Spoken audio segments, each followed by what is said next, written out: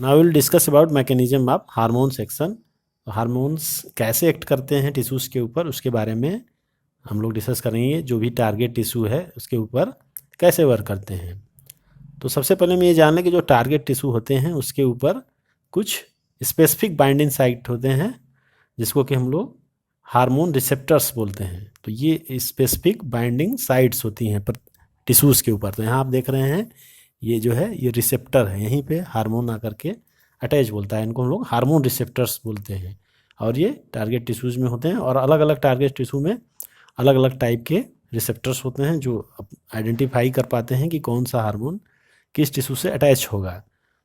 तो ये generally cell membranes पे प्रेजेंट होते हैं और इनको हम लोग कहते हैं मेम्ब्रेन बाउंड रिसेप्टर। और कुछ जो होते हैं रिसेप्टर वो प्रेजेंट होते हैं इनसाइड सेल। तो इनसाइड सेल के अंदर जो होते हैं उनको हम लोग इंट्रासेलुलर रिसेप्टर्स होते हैं। तो इनसाइड सेल में मोस्टली जो होता है वो न्यूक्लियर रिसेप्टर होते हैं, जो कि जीनोम के ऊपर प्रेजेंट होते हैं, डीएनए के ऊपर प्रेजेंट होते हैं। उनको हम लोग बोलते हैं न्यूक्लियर रिसेप्टर्स। तो इस तरह से जो हार्मोन्स रिसेप्टर्स होते हैं वो सेल में बेसिकली जो है वो सेल मेम्ब्रेन के ऊपर या फिर न्यूक्लियस के अंदर जो डीएनए है उसके ऊपर प्रेजेंट होते हैं। इसके अलावा भी कुछ बाइंडिंग साइट्स होते हैं जो जहाँ पे कि हार्मोन एक्शन करते हैं। तो इस तरह से मेन जो है यही दोनों हैं इसमें। और हार्मोन्स और रिसेप्टर दोनों मिल करके हार्मोन रिसेप्टर कॉम्प्लेक्स बनाते हैं। जैसे आप यहाँ पे देख रहे हैं ये हार्मोन है, यहाँ पे आया रिसेप्टर साइड पे, और ये हार्मोन रिसेप्टर कॉम्प्लेक्स बनाता है। तो हार्मोन रिसेप्टर कॉम्प्लेक्स बनने के बाद जो उसका रिस्पॉन्स होता है, रिस्पॉन्स 1, तो उसमें क्या होता है, जनरेशन ऑफ सेकेंड मैसेंजर। तो जैसे ही ये कॉम्प्लेक्स बनता है तो जनरेशन ऑफ सेकेंडरी मैसेंजर होता है। वो क्या हो सकता है, साइक्लिक एएमपी या कैल्शियम आयन के फॉर्म में हो सकता है। और ये जो साइक्लिक एएमपी या कैल्शियम आयन है इसका अपना एक बायोकेमिकल रिस्पॉन्स होता है। जो ये बायोकेमिकल या केमिकल का रिस्पॉन्स होगा वही फिजियोलॉजिकल रिस्पॉन्स अल्टीमेटली उस टारगेट टिश्यू का होगा। तो इस तरीके से वो रिस्पॉन्ड कराता है किसी भी टारगेट टिश्यू से, उसके फिजियोलॉजी को चेंज करता है, उसके मेटाबॉलिक फंक्शन को चेंज करता है। तो इस तरह से हार्मोन पहले रिसेप्टर साइड पे अटैच होगा और फिर सेकेंडरी मैसेंजर साइक्लिक एएमपी या कैल्शियम आयन रिलीज कराएगा।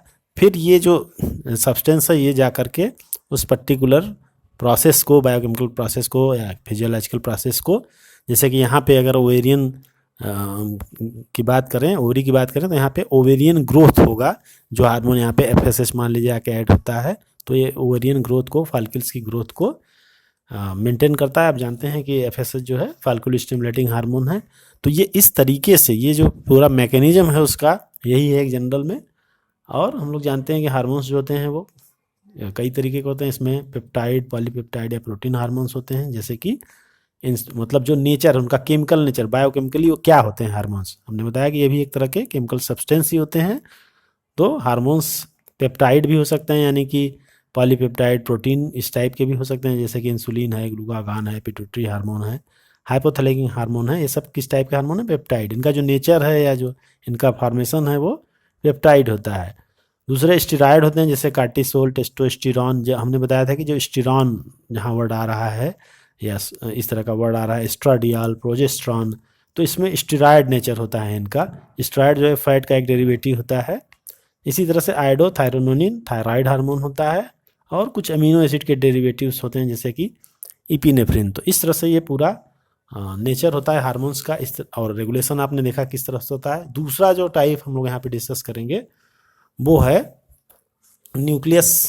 जैसा कि हमने बात किया कि जो सेल के अंदर होता है और डीएनए के ऊपर एक्ट करता है, तो उसको हम लोग देखते हैं यहाँ पे। तो उसमें क्या होता है, हार्मोन्स जो होता है वो सेल के अंदर एंट्री कर जाता है और सेल के अंदर वो जीनोम से जाके अटैच होता है, जीनोम के ऊपर एक्शन करता है और वहाँ पे ये हार्मोन रिसेप्टर कॉम्प्लेक्स का फॉर्मेशन करता है और ये डायरेक्ट डीएनए के ऊपर एक्ट करता है, यानी कि जीनोम के ऊपर।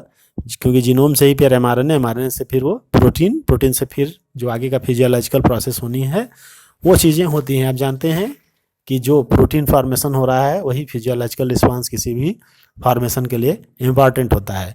तो इस तरह से ये डायरेक्ट जीनोम पर जा कर के आगे की जो ट्रांसक्रिप्शन और ट्रांसलेशन है उसको अफेक्ट करता है और उससे वो फंक्शन कराता है जो कि उस प्रोसेस के लिए ज़रूरी होती है। तो ये दो तरीके का यहाँ आपने एक्शन देखा, एक तो मेम्ब्रेन के ऊपर जा करके वहाँ पे मेम्ब्रेन में चेंज करके कुछ सब्सटेंस को सिक्रीट कराता है, जबकि दूसरे में ये डायरेक्ट डीएनए के ऊपर जा करके प्रोटीन सिंथेसिस को अफेक्ट करता है और जो हमारी रिक्वायर्ड चीज़ें हैं, जो फॉर्मेशन होना है, जो प्रोसेस होनी है, फिजियोलॉजिकल रिस्पॉन्स होना है, टिश्यू ग्रोथ एंड डिफरेंशिएशन, उस चीज़ को कराता है ये।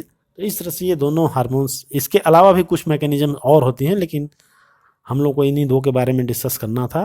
तो ये है पूरा मैकेनिज्म ऑफ हार्मोन एक्शन।